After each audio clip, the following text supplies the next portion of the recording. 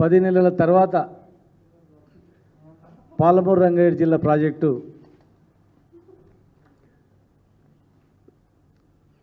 సందర్శించడానికి పనులను వేగవంతం చేయడానికి మరి నీటిపారుదల శాఖ మంత్రి ఉత్తమ్ కుమార్ రెడ్డి గారు, జూపల్లి కృష్ణారావు గారు, మా ఉమ్మడి జిల్లా ఎమ్మెల్యే అందరూ కూడా మరి కదిలినందుకు మరి లేటుగా అయినా స్పందించినందుకు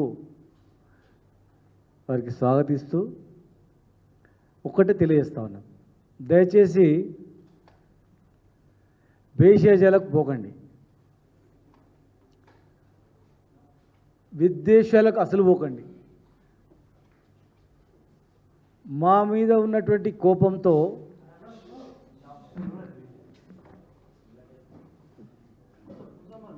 పాలమూరు పైన పగ పెట్టుకోకండి దయచేసి. ఎందుకు చెప్తున్నా అంటే ఏదుల కానీ, నార్లాపూర్ కానీ, వట్టెం కానీ, ఉదండపూర్ కానీ, కరివెన కానీ ఇవన్నీ రిజర్వాయర్లు పాలమూరు రంగారెడ్డి జిల్లా ప్రాజెక్టు 90% మేము అమ్ముతామంటే మీ ఈఎన్సీ గారిని రేపు ఎక్కడో దగ్గర సమీక్ష పెట్టి టోటల్ ప్రాజెక్టులో ఎంత పని అయిందో అడగమని చెప్పండి, ఈఎన్సీనే చెప్పండి. దాదాపు 90% పనులన్నీ పూర్తయినాయి. టన్నల్ కూడా 90% టన్నల్ కూడా కరివేణ నుంచి ఉదండపూర్ టన్నల్ కూడా కంప్లీట్ అయిపోయింది. టన్నల్ కంప్లీట్ అయింది, రిజర్వాయర్ కంప్లీట్ అయినాయి. ఏదుల నుంచి వట్టె నుంచి ఆడ మోటార్ ఆన్ చేస్తే డైరెక్ట్గా ఉదండపూర్ వరకు వెళ్ళడానికి ఎక్కడ కూడా అభ్యంతరం లేకుండా ఉంది. కేసీఆర్ గారు పంపు కూడా, మొదటి పంపు కూడా ఆన్ చేసి ట్రయల్ రన్ కూడా చేసి చూపించినాం. ఇక మిగిలినవి ఏంటంటే కాలువలు కూడా టెండర్ మేము పిలిచినాం, మీరు వచ్చిన తర్వాత రద్దు చేసింది. ఇవాళ మీరు చేసిన పని ఏంటంటే మేము చెప్పిన దానిలో మీరు సద్విమర్శగా తీసుకోండి. ఎందుకంటే తెలంగాణ రాష్ట్రం, తెలంగాణ 10 జిల్లాల్లో అత్యధిక నష్టపోయింది ఉమ్మడి ఆంధ్రప్రదేశ్లో పాలమూరు జిల్లా. 18 మంది వలసలు పోయినటువంటి, లక్షల మంది వలస పోయి బయట బతుకున్నటువంటి జిల్లా పాలమూరు జిల్లా. దేశంలోనే నిరక్షరాస్యత అతి తక్కువగా ఉన్నటువంటిది మహబూబ్నగర్ జిల్లాలోనే. బాల్య వివాహాలు అత్యధికంగా ఇక్కడనే,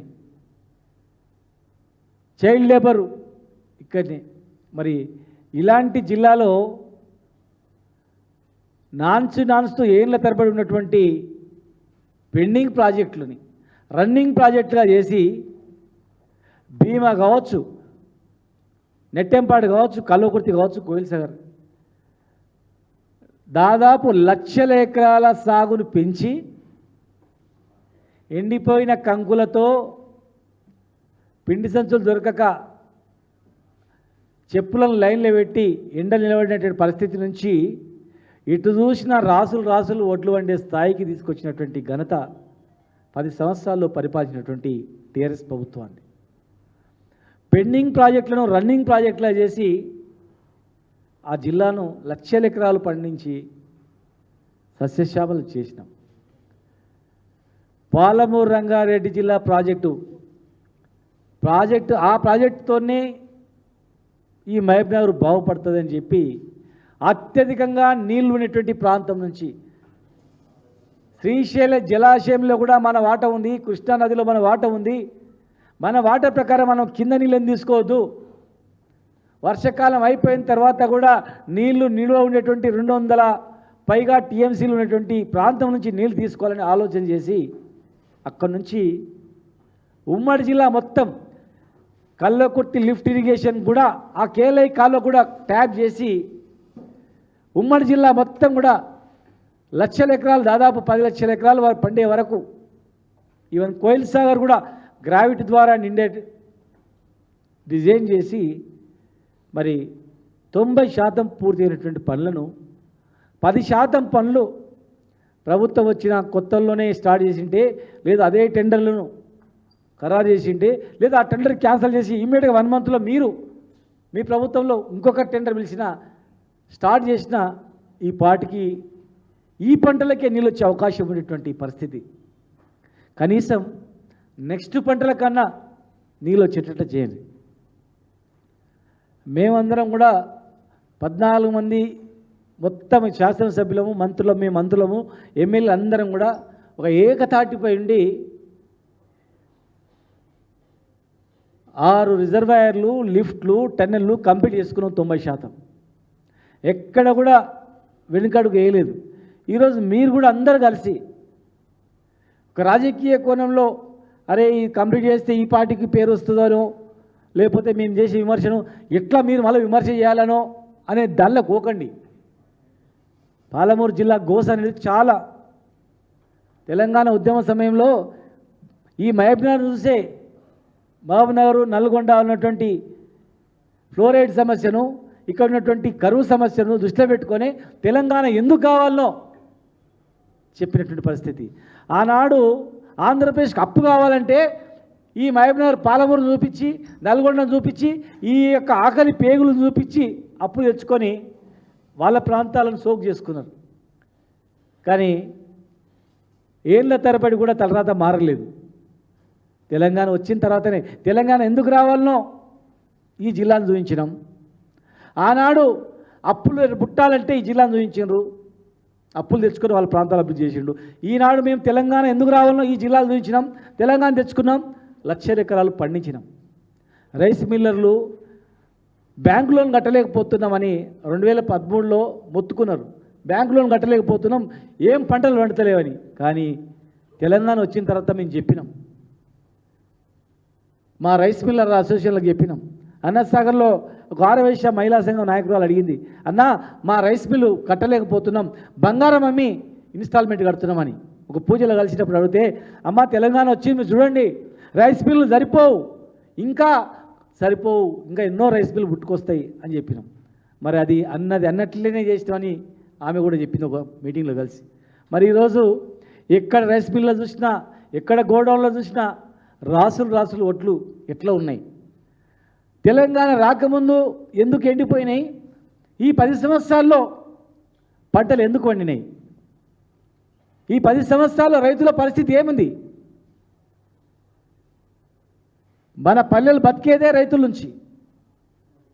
రైతు ఊర్లో నుంచి మహబూబ్నగర్ నుంచి 50 ఎకరాలు ఉన్న రైతు ఊర్లో వదిలిపెట్టి భార్య పిల్లలను సంకలేసుకొని ఒక రాజేలాగా బతికినటువంటి రైతే ఇక్కడొచ్చి కూలీ పని చేసుకుంటూ బతికిన పరిస్థితి 2014 వరకు 13 వరకు ఉండే. కానీ ఈ 10 సంవత్సరాల్లో మళ్ళీ అదే రైతు ఊరుకోయి మహారాజులాగా బతికిండా లేదా? రైతులారా, రైతు సోదరులారా, ఒక్కసారి ఆలోచన చేయండి. మేము ఏదైనా మాట్లాడితే మా మీద కోపంతో మేము మాట్లాడితే ప్రెస్ మీట్ పెట్టంగానే మమ్మల్ని తిట్టడమో, ప్రెస్ మీట్ పెట్టంగానే సూచనలు ఇస్తే దానికి తిప్పికొట్టడమో తప్ప మేము చెప్పిన దానిలో ఆవేదనలో అర్థం ఉందా లేదా, వీళ్ళ అనుభవంలో మిగిలిపోయినవి ఏమున్నాయి, వీళ్ళ సలహాలు తీసుకుందాం అనేటువంటి ఆలోచన లేదు. కొంతమందికి మాత్రమే ఉంది. జూపల్లి కృష్ణరావు గారికి మొన్నటి వరకు మా పార్టీలోనే ఉండే, ఎలక్షన్ల ముందే ఆ పార్టీలో పోయిండు. మరి వారికి మొత్తం తెలుసు ఈ ప్రభుత్వం సాగునీరు గురించి, తాగునీరు గురించి, పేదరికం గురించి, జిల్లా గురించి, జిల్లా బాగోగుల గురించి చేసిందా లేదా గుండె మీద చేసుకొని చెప్పండి. కొల్లాపూర్లో ఉన్నటువంటి ప్రతి అభివృద్ధిలో తెలంగాణ ప్రభుత్వాన్ని భాగస్వామ్యం ఉందా లేదా చెప్పండి. వేరే వాళ్ళు ఏదైనా మాట్లాడితే మాట్లాడొచ్చుగాక. ఇవాళ మేము మాట్లాడుతూ ఉన్నాం, ఈ పాటికి నీళ్ళు వచ్చి పంటలు పడే పరిస్థితి ఉన్నా టెండర్లు క్యాన్సిల్ చేసి ఇమ్మీడియట్గా టెండర్లు పిలవాలనేటువంటి ఆలోచన రాలేదు. ఆలస్యంగానైనా సందర్శనకు వస్తున్నారు. మా సూచనలు కూడా మీరు వినండి, ఈ రాజకీయాలు పక్కకు పెట్టి వినండి. టెండర్ బిడ్డు రెడీగా ఉంది. క్యాన్సిల్ చేసినటువంటి టెండర్ను ఇమ్మీడియట్గా ఒకవేళ ఆ టెండర్ తీసుకున్న వాళ్ళపైన మీకు అనుమానం ఉన్నా ఆ టెండర్లలో పాలమూరు రంగారెడ్డి జిల్లా ప్రాజెక్టులో పొంగులేటి శ్రీనివాసరెడ్డి గారి కంపెనీ కూడా ఉంది, ఉదండాపూర్లో కూడా వారి కంపెనీ, నార్లాపూర్ దగ్గర రిజర్వాయర్లో కూడా వారి కంపెనీ వాళ్ళే చేసిర్రు. వారు కూడా మొన్నటి వరకు మా పార్టీలో ఉండే, సంవత్సరం క్రితం టీఆర్ఎస్ పార్టీలోనే ఉండి బీఆర్ఎస్ పార్టీలో ఎంపీగా ఉండి మరి వారే అక్కడ వర్కులు చేసిండు. జూపల్లి కృష్ణారావు గారి నియోజకవర్గం నుంచే పనులు స్టార్ట్ అయినాయి. ఆనాడు తాగునీటి పరిస్థితి ఏంది, ఈరోజు జిల్లాలో తాగునీటి పరిస్థితి ఏంది, ఆ రోజు సాగునీరు పరిస్థితి ఏంది, వ్యవసాయం పరిస్థితి ఏంది, తెలంగాణ రాకముందు పరిస్థితి ఏంది. ఇవాళ జిల్లా అభివృద్ధిలో దయచేసి ప్రభుత్వం మీద కోపంతోనో ద్వేషం మీదనో నాయకుల మీద ద్వేషం మీదనో కాలయాపన చేయకుండా మీరు తొందరగా కంప్లీట్ చేసి నీళ్ళు ఇస్తే మీకు కూడా పేరు వస్తుంది. మేము 10-15 సంవత్సరాల నుంచి పెండింగ్లో ఉన్నటువంటి భీమా నెట్టెంపాడు కేఎల్ఐ రన్నింగ్ ప్రాజెక్టుగా చేసి పెండింగ్ను రన్నింగ్గా చేసి నీళ్ళు తెచ్చినాం.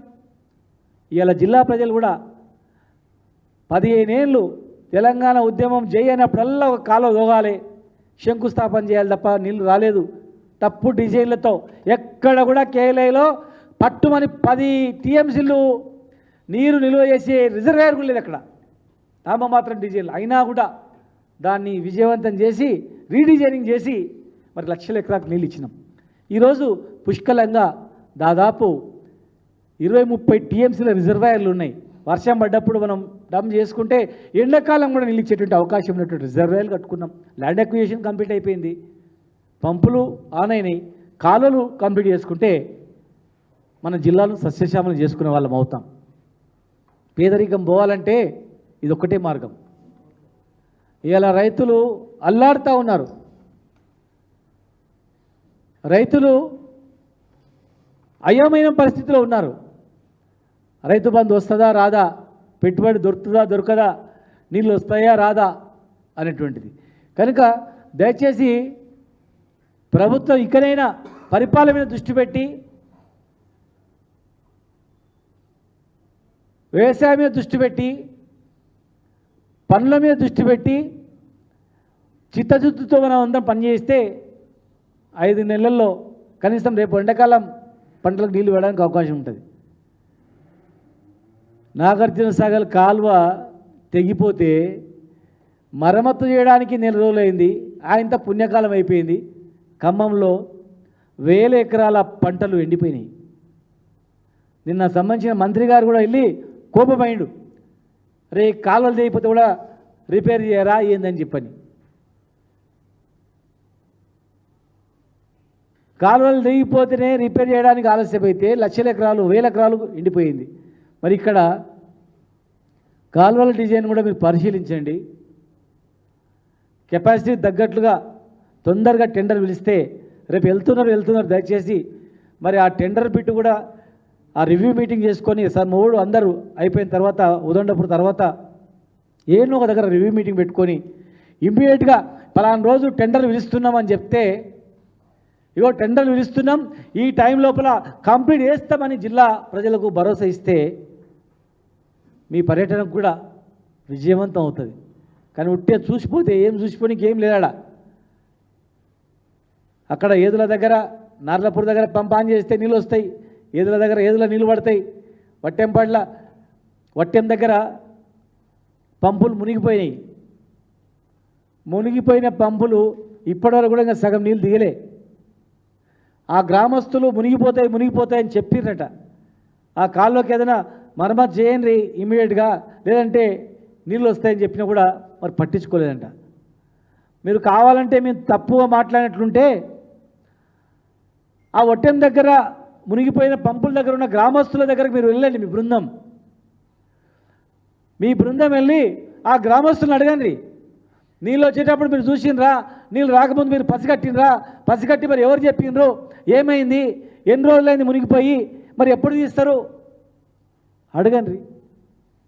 బాధ్యులపైన యాక్షన్ తీసుకోండి. ఇది పాలమూరు బతుకుదెరువు, ఇది ఆకలి బాధలు బతుకుదెరువు. అది వేరే అంశాల్లో ఏది జరిగినా జరగవచ్చుగాక, ఏం పెద్ద అయ్యేది ఏం లేదు, ఎలాగపోతే రేపైతే. కానీ ఇది ఒక బతుకుదెరువు. ఎంతో ఆశతో ఆకలితో బిక్కుబిక్కుమని చూస్తూ ఉన్నారు. 1000 రూపాయలు నాటేస్తే వచ్చేది, ఇవాళ సగం వేసిండ్రు, సగం వేయలేదు. రేపు ఎండాకాలం ఉంటుందో పండుదో అన్న పరిస్థితిలో ఉంది. దేవుని దయ వల్ల మన వర్షాలు పడ్డాయి కనుక బతికి బయటపడ్డాం. కానీ అది అతివృష్టి అనావృష్టి అన్నట్లు ఆ వర్షాల వల్ల పల్లి, పత్తి, రకరకాల పంటలు కూడా దెబ్బతిన్నాయి. సరే, ఏదేమైనా కానీ ఈరోజు మీరు పాలమూరు రంగారెడ్డి జిల్లా ప్రాజెక్టు పైన మీరు వస్తున్నారు. పెండింగ్ ఏం లేదు, అక్కడ కాలువలు మాత్రమే పెండింగ్లు ఉన్నాయి. ఆ పెండింగ్ పనులను వెంటనే టెండర్స్ కాల్ఫర్ చేసి రేపు మీరు లాస్ట్లో ఒక రివ్యూ చేసి ప్రెస్ మీటింగ్ పెట్టుకొని రేపు పర్యటనలో భాగంగా పాలమూరు ప్రజలకు పలానా తేదీ లోపల మేము కంప్లీట్ చేస్తామని భరోసా ఇస్తే మరి ఇరిగేషన్ మంత్రి గారు కానీ, మరి జిల్లా మంత్రి గారు కానీ, జిల్లా ప్రజల నుంచి కూడా అరే మాట ఇచ్చిర్రు, మాట ప్రకారం ఈ 10% పని, మరి 90% పని ఎన్ని రోజులలో అయింది, ఈ 10% పని కాలువలు తోవడమే, జేసీబీలతోనే కాలువలు కొట్టుకుంటూ ఓడమే. ఏ ఊరు పొలిమేర నుంచి ఆ ఊరు పొలిమేర వరకు ఆ ఊళ్ళో పిలిచి కాంట్రాక్టర్లు అప్పచెప్పి ప్రతి ఊర్లో జేసీబీలు అయినాయి, ఇటాచీలు అయినాయి, ట్రాక్టర్లు అయినాయి, టిప్పర్లు అయినాయి, మస్తు అయినాయి. ఒక వార్పుడ్ బేస్లో వేగవంతం చేస్తే వచ్చే పంటకు నీళ్ళు వేయడానికి అవకాశం ఉంటుంది. కనుక దయచేసి ఎమ్మెల్యేలు కానీ, మంత్రులు కానీ మా మాటలను కూడా మీరు విని మాది విమర్శలు అనుకోకండి, సద్విమర్శగా మీరు తీసుకొని చేస్తే అది చిత్తశుద్ధితో నిజంగా వీళ్ళు కంప్లీట్ చేయడానికి వచ్చేనే భావన కలుగుతుంది. కనుక దీన్ని ఇరిగేషన్ మంత్రి గారు, జిల్లా మంత్రి గారు బాధ్యత తీసుకొని వచ్చే పంటలకు నీళ్ళు ఇచ్చేటట్లు టెండర్స్ కాల్ఫర్ చేసి జిల్లా ప్రజలకు భరోసా ఇవ్వాలని చెప్పని మరి మీ ద్వారా తెలియజేస్తూ ఉన్నాను.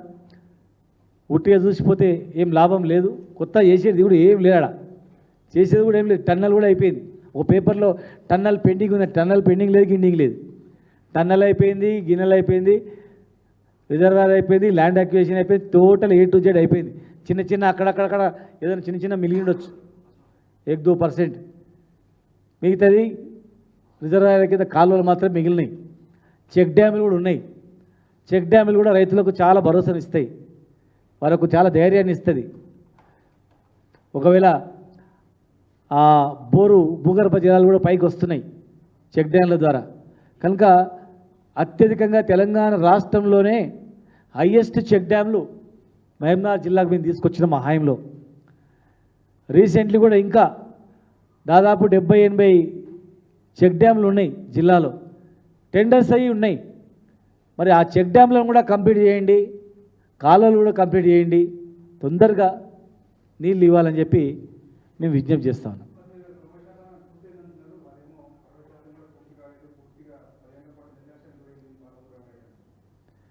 ఒక్కసారి మీరు కూడా రేపు వెళ్తారు కదా వారెబ్బడి, అధికారుల రివ్యూ పెట్టి, ఈఎన్సీ అధికారుల రివ్యూ పెట్టి టోటల్గా పత్రికా ముఖంగానే అధికారులతో చెప్పని చెప్పండి, ఎంత పని అయింది, ఇంకా ఏమేమి పని కావాల్సింది అని చెప్పండి.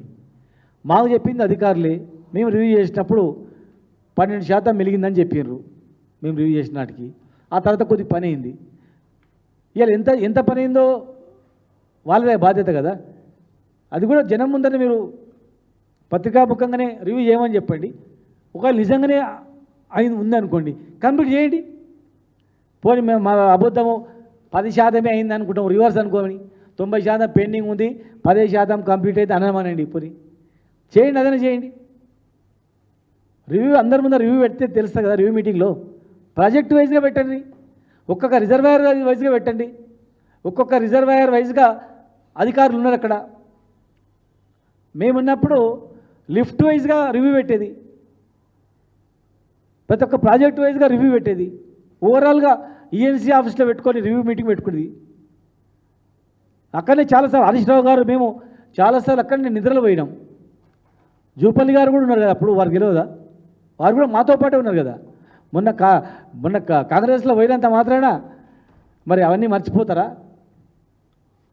మా పార్టీలో ఉన్నప్పుడే వారు కూడా చూసిరు కదా, వారు కూడా మంత్రి ఉన్నప్పుడు కొన్ని స్టార్ట్ చేసినాం కదా.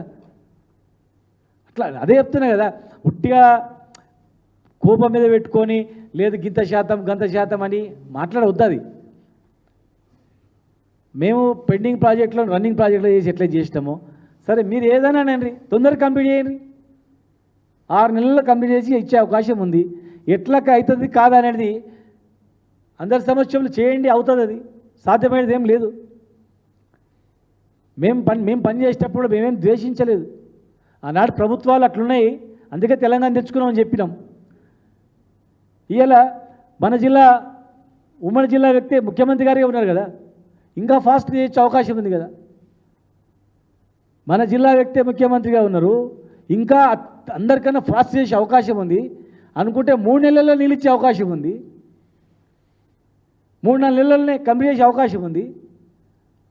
అడ్డంకులే లేవు, ల్యాండ్ అక్విజిషన్ అడ్డంకులు లేవు, ఎలాంటి ఇబ్బందులు లేవు. ప్రాజెక్ట్ అంతా అయిపోయింది, కాలువలు తప్ప, కాలువలకు సంబంధించినటువంటి తప్ప మిగతావేం లేవు.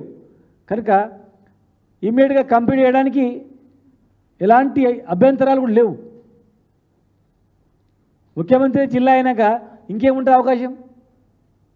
ఎన్ని కోట్లైనా విడుదల చేయొచ్చు. కనుక వచ్చే పంటకు నీళ్ళు ఇవ్వాలని చెప్పి మీ ద్వారా డిమాండ్ చేస్తా ఉన్నాం.